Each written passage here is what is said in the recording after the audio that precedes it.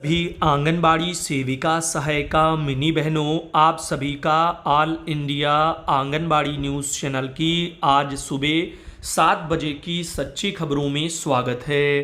भाइयों बहनों, आपको बता दें कि ओपी बुनकर जी निदेशक हैं राजस्थान जयपुर से, जिन्होंने निदेशालय से एक पत्र जारी किया है। एसीसी से रिलेटेड यह पत्र है और आज आंगनबाड़ी बहनों को ध्यान रखना है।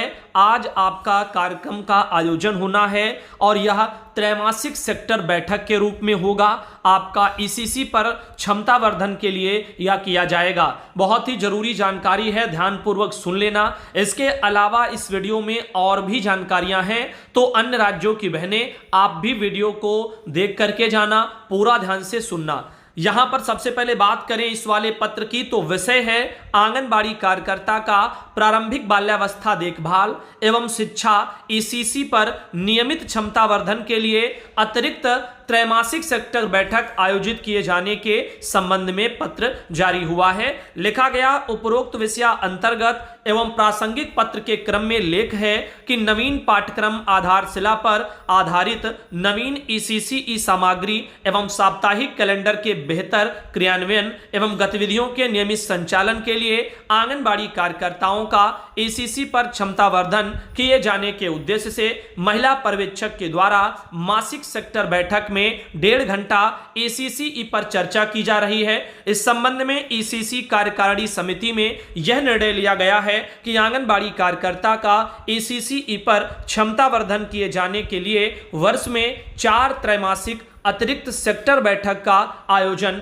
किया जाए। चूंकि तिमाही पर है, त्रैमासिक है, साल में 4 तिमाही होती हैं, इसलिए पूरे साल में 4 बैठकें आंगनबाड़ी बहनों की ये कराई जाती हैं। यह अतिरिक्त त्रैमासिक सेक्टर क्रमशः जुलाई में, अक्टूबर में, जनवरी में और अप्रैल में ये यहां पर कराई जाएंगी। उसी माह की 15 तारीख को यदि अवकाश पड़ गया तो फिर 16 तारीख को। तो यहां पर आप देखेगा कल संभवतः ये चीजें हो चुकी हैं, और यदि कहीं पर अवकाश रहा हो, चूंकि बहुत से जगह कहीं बारिश कहीं कुछ इस वजह से भी, तो फिर 16 को आज इसका आयोजन होगा, जिसकी अवधि 4 घंटे की होगी। तो ध्यान रखना, यह 4 घंटे का पूरा प्रशिक्षण होगा। इसके लिए प्रत्येक जिला कार्यालयों में उपनिदेशक, बाल विकास परियोजना अधिकारी, संबंधित महिला पर्यवेक्षक सेक्टर हैंडबुक पुस्तक तैयार करके उपलब्ध करवाई गई है। महिला पर्यवेक्षक सेक्टर बैठक में मासिक और त्रैमासिक प्रशिक्षण सामग्री के रूप में इसका उपयोग करेंगी। सेक्टर हैंडबुक पुस्तक में मासिक और त्रैमासिक सेक्टर बैठक के लिए ईसीसी पर प्रशिक्षण दिए जाने की कार्ययोजना विस्तार से दी गई है। सेक्टर हैंडबुक पुस्तक के माध्यम से महिला पर्यवेक्षक कार्यकर्ताओं का ईसीसी पर क्षमता वर्धन कर इसकी नियमित मॉनिटरिंग करेंगी। इस संबंध में आप अपने अधीनस्थ समस्त बाल विकास परियोजना अधिकारी, महिला पर्यवेक्षक और आंगनबाड़ी कार्यकर्ता को सूचित करके पालन सुनिश्चित कराएं, जिसके बारे में पत्र में दिया गया। अनीता बहन राजस्थान से हैं, जिन्होंने एक जानकारी भेजी थी कि 15 को सेक्टर बैठक है और यदि फिलहाल छुट्टी रही हो जहां पर, तो वहां पर आज 16 को कराई जाएगी। जिला जो है यहां पर कार्यालय जिलाधिकारी बदायूं के स्तर से 11 जुलाई को एक पत्र जारी हुआ है। ध्यान से सुनिएगा, यहां पर क्या कहा गया।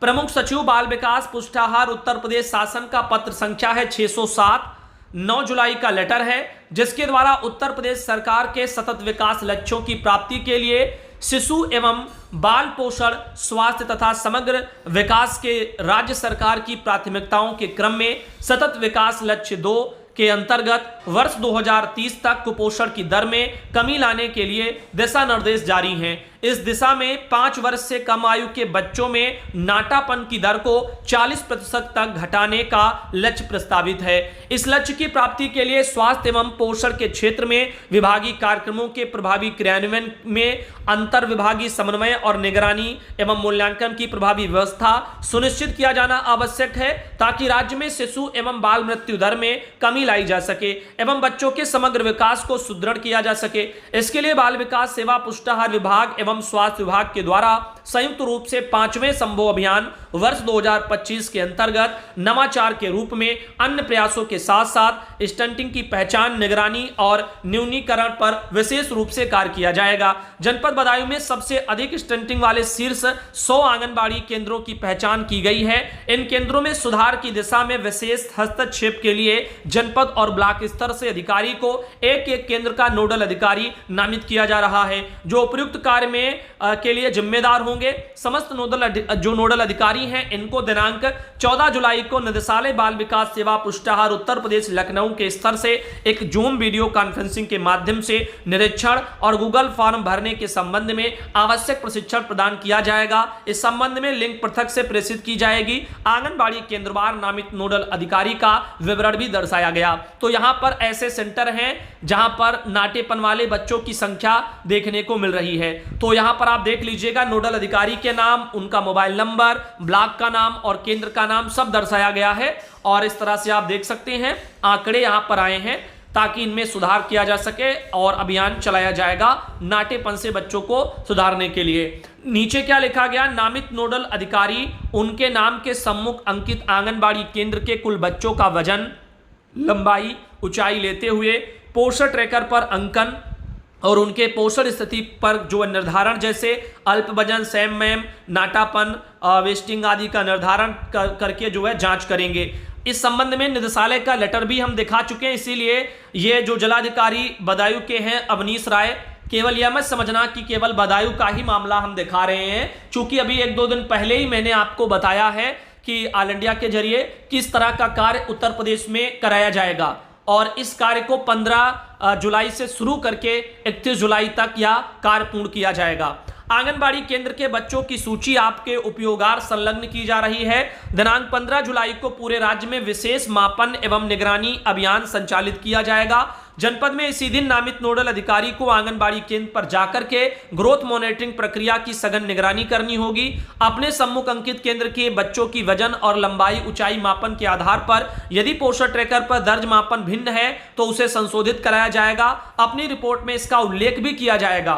नोडल अधिकारी विजयचंडी सत्रों के समुचित आयोजन की नियमित निगरानी करें। नोडल अधिकारी यह भी सुनिश्चित करें कि गंभीर कुपोषित सैम बच्चों की समयबद्ध पहचान कर उन्हें आवश्यक उपचार के लिए सामुदायिक आधारित प्रबंधन अथवा पोषण पुनर्वास केंद्र एनआरसी में समुचित रूप से रेफर किया जा रहा है। साथ ही यह भी देखा जाए कि विजयचंडी सत्रों में निर्धारित 6 आवश्यक दवाओं के उपयोग के लिए उपलब्ध हो। नोडल अधिकारी द्वारा निगरानी एवं क्रियान्वयन की स्थिति की रिपोर्टिंग के लिए गूगल शीट में सूचना भरना अनिवार्य है।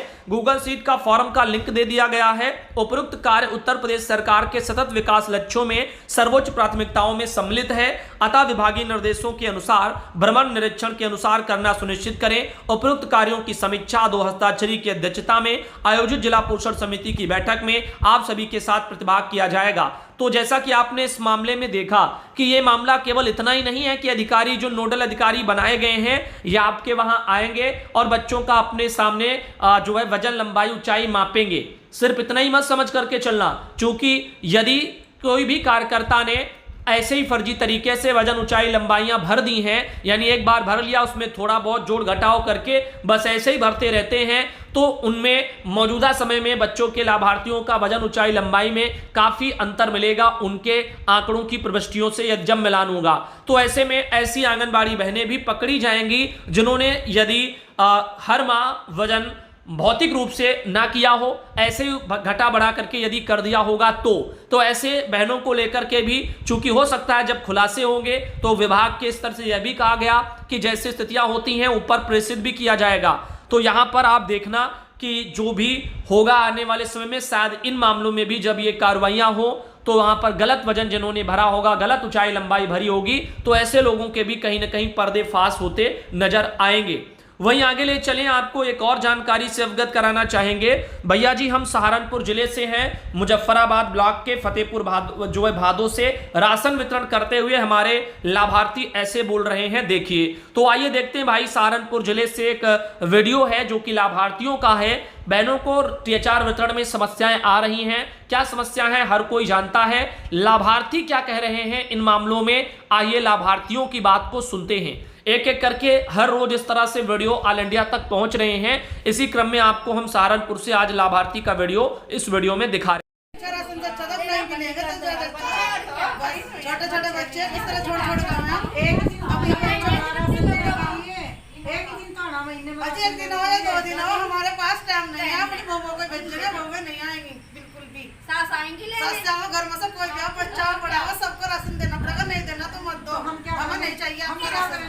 ऐसा कोई राशन नहीं है, हमें चाहिए आपका राशन। क्या दे रहे हैं, सब कुछ भी नहीं दे रहे, हम क्या दे रहे हैं। हम आपका राशन नहीं चाहिए बिल्कुल भी। क्या दे रही हो? इसे कोई भी खाता से डंगर भी नहीं खा रहे हैं, आदमी तो क्या खाएगा? इसे डंगर भी नहीं खाते। अच्छा माल तो दे नहीं अच्छा ढंग का माल दे, फिर मांगना है। या फिर मोदी पर शिकायत कर दो। मोदी पर शिकायत करनी पड़ेगा। सरकार को तो ले रहे, दे रहे कुछ नहीं पब्लिक को। क्या है ये देखा हुआ है। इसे डंगर भी नहीं खाते आदमी तो क्या खाएंगे से? पर फेंकने का इसको बुला रहे, घर से परेशान कर रहे, ना कुछ काम नहीं बढ़ रहा घरों का ना